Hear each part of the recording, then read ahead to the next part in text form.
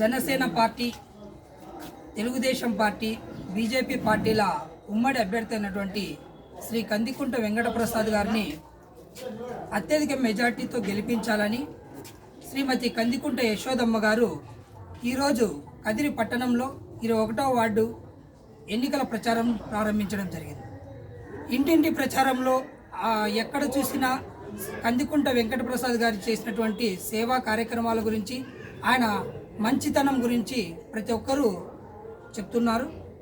ఈసారి మేము గతంలో ఎన్నోసార్లు ఆయనకే ఓటేసాం. ఇప్పుడు కూడా కందికుంట ప్రసాద్ గారి గెలుపు కోసమే మేము ఈసారి కూడా ఆయనకు ఓటు వేసి గెలిపించుకుంటామని తెలియజేస్తున్నారు. ఈ సైకో పోవాలంటే ఖచ్చితంగా రాష్ట్రంలో ఉన్నటువంటి, ముఖ్యంగా మన కదిరి నియోజకవర్గంలో ఉన్నటువంటి విద్యావంతులు కావచ్చు, విద్యార్థులు, వివేకవంతులు అంతా ఆలోచించి ఈసారి ఎమ్మెల్యే అభ్యర్థి అయినటువంటి కందికుంట వెంకటప్రసాద్ గారికి సైకిల్ గుర్తుపై ఓటు వేసి అత్యధిక మెజార్టీతో గెలిపించాలని కోరుతున్నాం. ఎందుకంటే గతంలో ఈ కదిరి పట్టణంలో ఎటువంటి మౌలిక వసతులపైన దృష్టి పెట్టిన పాపాన పోలేదు ఈ వైఎస్ఆర్సీపీ ప్రభుత్వం. ఎక్కడ చూసినా సరైన రోడ్లు లేవు, వీధి దీపాలు లేవు, సకాలంలో నీళ్లు రావు. ముఖ్యంగా వర్షం పడిందంటే ఈ కాలువల్లో ఉన్నటువంటి మురుగునీరంతా పొంగి పొర్లి ఈ ఇళ్లలో ఉన్నటువంటి ప్రజలు చాలా ఇబ్బందులు పడుతున్నారు.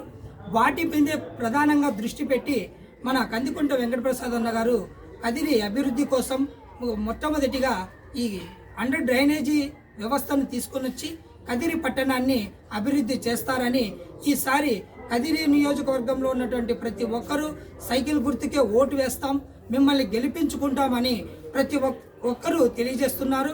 ఈ సైకోకి ఎందుకంటే ఈ 5 ఏళ్ల కాలంలో ఈ జగన్మోహన్ రెడ్డి మహిళల పైన దాడులు జరుగుతున్నా, విద్యార్థులకి ఉద్యోగాలు లేకపోయినా, ఉద్యోగస్తులకి సిపిఎస్ రద్దు చేస్తానని చెప్పి ఇట్లా మాటలు మార్చిన విధానం చూస్తుంటే ఇతనిపైన నమ్మకం పోయింది. ఒక్క ఛాన్స్ అన్నదానికి ఈ ఆంధ్రప్రదేశ్ రాష్ట్రానికి భవిష్యత్తు లేకుండా చేసినటువంటి జగన్మోహన్ రెడ్డికి మరొక ఛాన్స్ లేకుండా మేము ఈసారి కూటమి అభ్యర్థి అయినటువంటి కందికుంట వెంకటప్రసాద్ గారిని గెలిపించుకుంటామని తెలియజేయడం చేస్తున్నారు. దీనికి మేము కూడా ఈ కూటమి తరపున, జనసేన పార్టీ తరపున వారి గెలుపు కోసం కృషి చేస్తామని తెలియజేసుకుంటూ ఈ అవకాశం ఇచ్చినటువంటి 21వ వార్డు కౌన్సిలర్ కావచ్చు, మరి తెలుగుదేశం పార్టీ నాయకులకు, మహిళా కార్యకర్తలందరికీ పేరు పేరున కృతజ్ఞతలు చేసుకుంటున్నాను. జై జనసేన, జై తెలుగుదేశం, జై బీజేపీ.